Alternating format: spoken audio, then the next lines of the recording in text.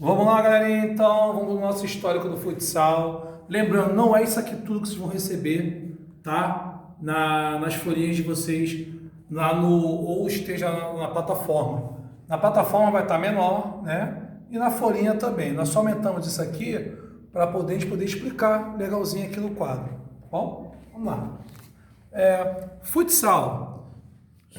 Considerações sobre o futsal. O futsal é jogado com os pés e o jogador se desloca conduzindo ou tocando a bola com qualquer parte do corpo, exceto com as mãos. Somente o goleiro, tá, galera, que pega na área dele. Uma partida é disputada por duas equipes, 12 jogadores em cada. Em quadra, uma é composta por 5 jogadores titulares, uma dos quais é o goleiro, tá bom, galerinha? Então, ó, importante isso aqui, tá bom? E isso aqui, ó. Ok? Os jogadores deverão se apresentar uniformizados, isto é, com calção, camisa, meia e tênis. Eu já falei que o pessoal na rua joga só de camisa, quando dá para botar camisa, só o short, claro, e descalço. Né? Mas em quadra é assim. Num jogo oficial de futsal, são 3 os oficiais de arbitragem, responsáveis pelo controle da partida, que são 2 árbitros, um cronometrista, que marca o tempo de jogo, e o anotador que faz anotações. O que acontece? O cronometrista tem a curiosidade, são 20 minutos, 20 e 20, 10 de descanso. A bola rola, ele solta o tempo. A bola para, sai de quadra, vai para um escanteio, sei lá, um tiro de meta, ele para e só retoma de novo quando a bola rola de novo. Ok? Onde é que eu estou?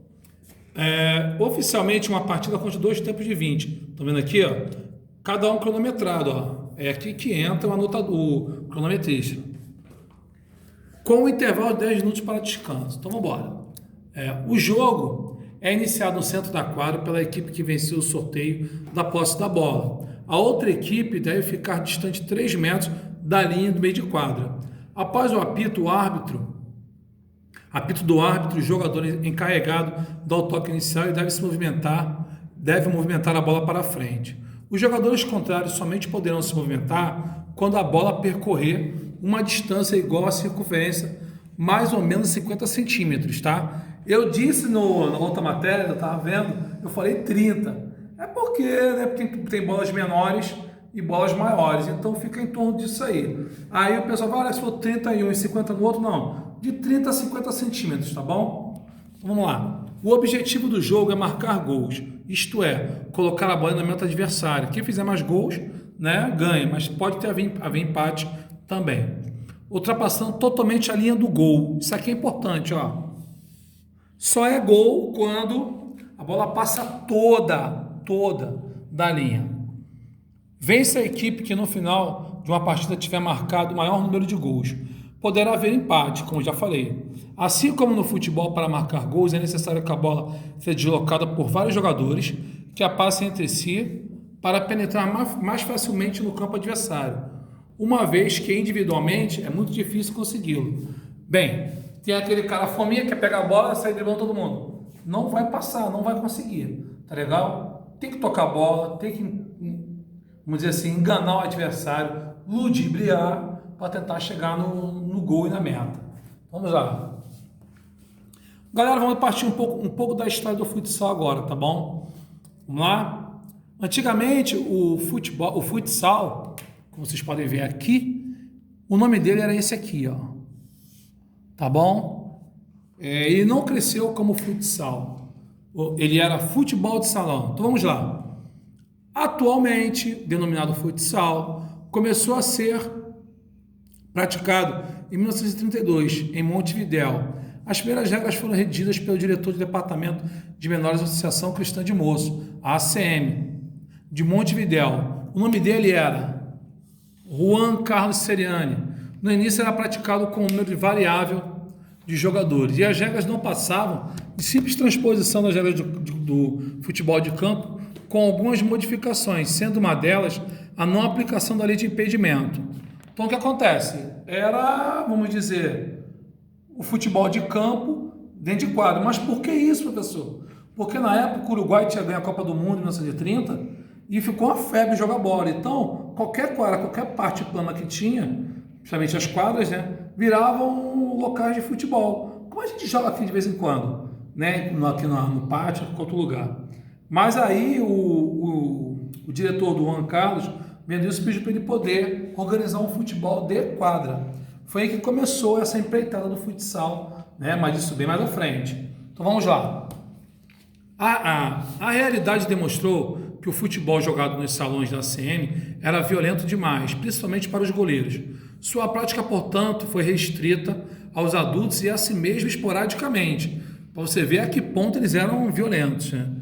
Em 1948, um grupo de professores brasileiros, é aí que entra o contato do Brasil, tá? Com o futebol de salão, participou do Uruguai um curso patrocinado pelo Instituto Técnico da Federação Sul-Americana. Então, galerinha, da ACM, é aí que é o grande contato do Brasil, dos brasileiros com o futebol de salão. Entrando em contato com o futebol de salão no ano seguinte, a ACM do Rio de Janeiro organizava o primeiro torneio aberto de futebol de salão para meninos em 10 e 15 anos. Vê um pouco do machismo aqui, só garoto, né? Ao mesmo tempo, em São Paulo, constituía-se uma comissão para redigir novas regras, a fim de diminuir os riscos para os jogadores. Então, São Paulo estava preocupado de amenizar a coisa, né? Para as crianças poderem jogar. Regras com faltas, sem carrinho e por aí vai. Após a fundação das primeiras entidades oficiais, a Federação Metropolitana de Futebol de Salão do Rio, em 1954, e a Federação Paulista de Futebol de Salão em São Paulo, em 1955, as regras foram unificadas. Virou uma coisa só. O Rio jogava de uma forma, São Paulo de outra. Eles unificaram para poder ter aí um meio só de jogar bola. No caso, futebol de salão.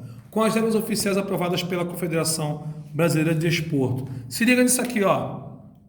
A Confederação Brasileira de Desportos, ela comandava todos os esportes de âmbito nacional, tá? Basquete, handebol, vôlei, natação, qualquer um que tivesse, hipismo. Então, quer dizer, ela era encarregada disso. Houve uma separação. Depois ela acaba virando, cada esporte tem tem a sua federação. Mas vamos seguir a história que você vai mostrar a extinção dela. Realizou-se o primeiro campeonato brasileiro de futebol de salão em 1958, no Maracanãzinho, Rio de Janeiro. A seleção carioca foi campeã, né? Ficando em segundo lugar a paulista. Na década de 60 e 70, o futebol de salão, como desporto ordenado e regulamentado, ganhava o continente, com a fundação da Confederação Sul-Americana de Futebol de Salão. Já ficou a nível sul-americano, tá vendo? Congregando quase todos os países da América do Sul. E começaram a surgir os primeiros campeonatos sul-americanos de clubes de seleções nacionais. O que acontece? Tinha seleções de estados, tinha a seleção do país e tinha seleções de alguns países do continente sul-americano. Tá bom? Aí a coisa começou a expandir mais para o mundo. Do continente para o mundo. A partir da sua criação da Federação Internacional de Futebol de Salão, a FIFUSA, que aí, ó, internacional, ó, Futebol de Salão Internacional, tá bom? FIFUSA, Federação Internacional de Futebol de Salão. O que acontece? Foi fundada no Rio de Janeiro no início da década de 70, constando com a filiação de 32 países que já praticavam salão nos moldes brasileiros. Entidade esta que teve como primeiro presidente João Avelange, tá? Então, quer dizer, gente, os países jogavam de acordo com o Brasil, tá? Passando a promover os primeiros campeonatos pan-americanos mundiais de clubes e seleções, já na década de 80, tá bom? Isso tudo que aconteceu. No final da década de 70, com a mudança da estrutura esportiva do país, deixa de existir a confederação, lembra? Aquela confederação aqui, ó, volta um pouquinho, Mari. Essa federação acaba. Ela deixa de existir e passa a ter a Confederação Brasileira de Futebol de Salão. Ela deixa de existir, né? A CBD, entidade qual que o futebol de salão era vinculado, e ela passa a ser a CBFS, tendo como seu primeiro presidente Aécio Borba Vasconcelos, possibilitando a realização de grandes eventos a nível nacional e internacional, contribuindo da forma expressiva para a ascensão do esporte. A década de 90 representa a grande mudança É aqui que o bicho pega, tá? É aqui que foi criado e inventado esse futebol que você vê na televisão do Falcão. A década de 90 representa a grande mudança na trajetória do futebol de salão, pois a partir da sua fusão com o futebol de 5, prática esportiva reconhecida pela FIFA, aqui ó, já está ligado à FIFA, surge então o futsal. Futsal é isso aqui, ó.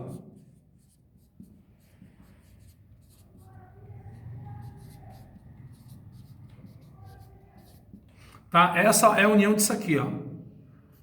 Futsal, tá? Que gerou o futsal que nós conhecemos. Então,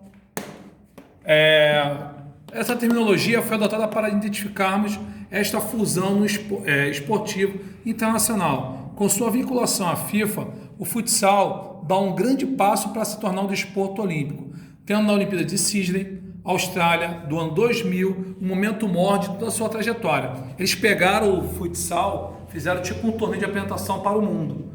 E aí a coisa está desenvolvendo ainda até hoje, ainda não se tornou um esporte olímpico. Tá? Embora as primeiras regras tenham sido surgidas no Uruguai, nada foi feito no sentido de aperfeiçoá-las e divulgá-las, cabendo aos brasileiros a responsabilidade pelo crescimento, divulgação e ordenação do futsal como modalidade esportiva. De tal forma, podemos afirmar que, devido à identificação, à popularidade e à dimensão no Brasil, o futsal é um esporte genuinamente brasileiro. Então, quer dizer, o Uruguai plantou a sementinha. Só que o brasileiro foi lá, trouxe essa sementinha para perto dele, regou, fez crescer, deu frutos e deu no que deu. Já o pessoal do Uruguai não, tá? Vamos lá. Vamos às nossas 6 questões que eu sempre boto para a gente analisar o texto. Como era chamado o futsal antes da sua modernização? Difícil, hein? Acho que é futebol de salão. Como era praticado o futsal no início da sua história? Lembra? Não tinha regra, um número grande de pessoas, perigoso e por aí vai. Complemente a sua resposta aqui, tá legal? Como o Brasil teve contato com o futsal? Lembra? O Juan Carlos Seriani fez um curso, os brasileiros foram lá. Tá aqui na história. Onde e quando foi realizado o primeiro Campeonato Brasileiro de Futsal? Eu acho que foi no Rio de Janeiro, hein? O que aconteceu com o futsal na década de 90? Lembra? Ó, a grande mudança, tá? Com a FIFA e por aí vai. O futsal é um esporte brasileiro ou uruguaio? Justifique sua resposta. É um esporte uruguaio, só que o Brasil meio que desenvolveu esse esporte. O Uruguai não teve criatividade ou vontade de fazer a coisa se desenvolver. E o Brasil foi lá e mandou ver. Tá bom? E se tornou um dos melhores do mundo. Galerinha, isso aqui, já foi. A Maria da pessoa que tinha mais.